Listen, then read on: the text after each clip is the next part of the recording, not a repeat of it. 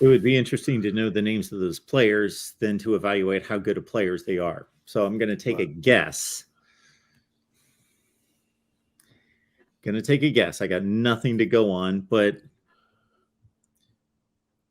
if you go back 20 years, doesn't Ed Reed, does he not win a bowl game and not want extra practices? A guy that doesn't need any extra practice. It's always the marginal guys, the guys that are kind of they got some talent, they can play if they'd ever apply themselves, but their careers are kind of just going along, and they may have some playing time and whatever, but they're not,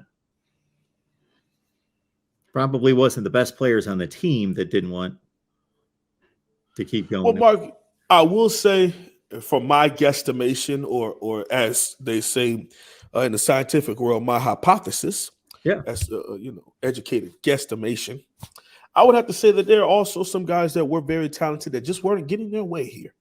Yeah. Guys that were used to, it's just, in my opinion, such a bad culture.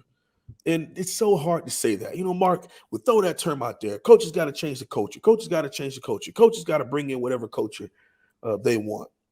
When you use that term, the term culture, it has so many different definitions. What does that mean when someone says change the culture? Well, if you got a new coach, 9 times out of 10, I would say 7 times out of 10, because there's some times where coaches go from small programs to big programs, or go from the collegiate ranks to the NFL, and they had left something good. Look at Matt Rule leaving the Baylor Bears and going to the Panthers, and now back to Nebraska. It wasn't because he was leaving because Baylor sucked. He just had a great promotion to go to the Panthers. And obviously the culture wasn't that bad, because I believe either that next year or the year after, no, that next season, his that same team coached by Dave, or 2 years later. Okay, so two Yeah. years later. It was COVID, the COVID season the next year, 2020. And then, 21, they went to the Big 12 and won the Big 12 championship game. Yep. Absolutely. And what a great game that was. I really hoped Oklahoma State would have got that done, but whatever, here nor there.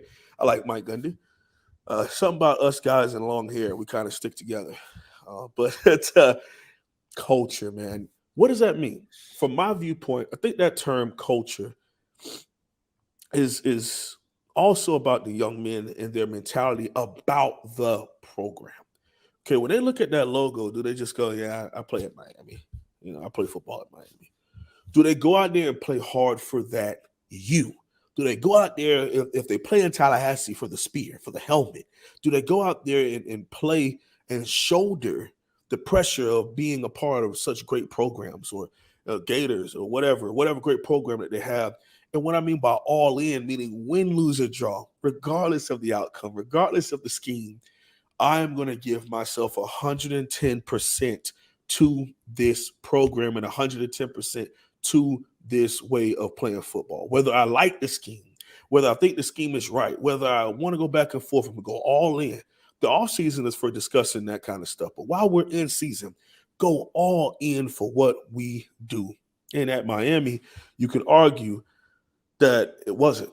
No, so many different question marks could be put in there. Is it because of the guy who may win the Bros Award as a defensive coordinator at Penn State? Is it Manny Diaz's fault? Who knows?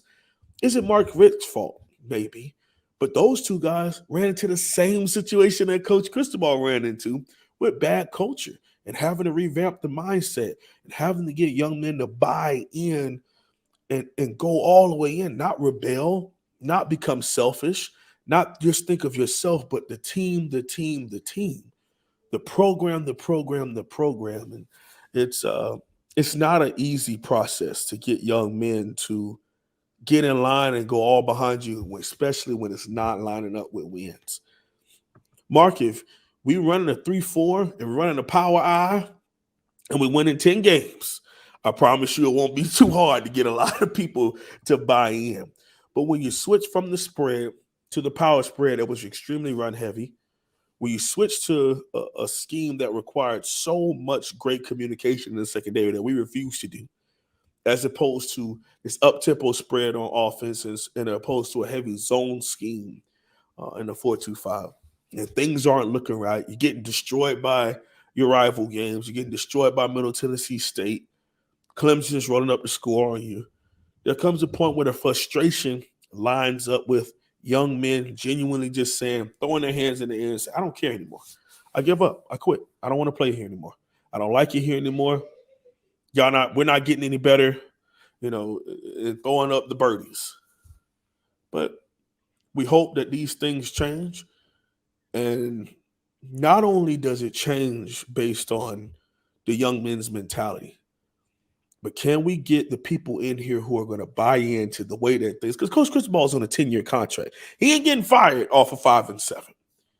Now, if he goes 5-7, year 7, we might have to think about it. But right now, he won't be let go. So it's going to be his way or the highway. And if you don't want to fall in line and you don't want to meet at some kind of medium based on how you want to play and how you want to do things and how he is instructing things to be done in his program, and you don't want to meet in the middle or just completely go all in with him, there's a door. And there's a great opportunity at hundreds, not hundreds, but dozens of other institutions for these young men.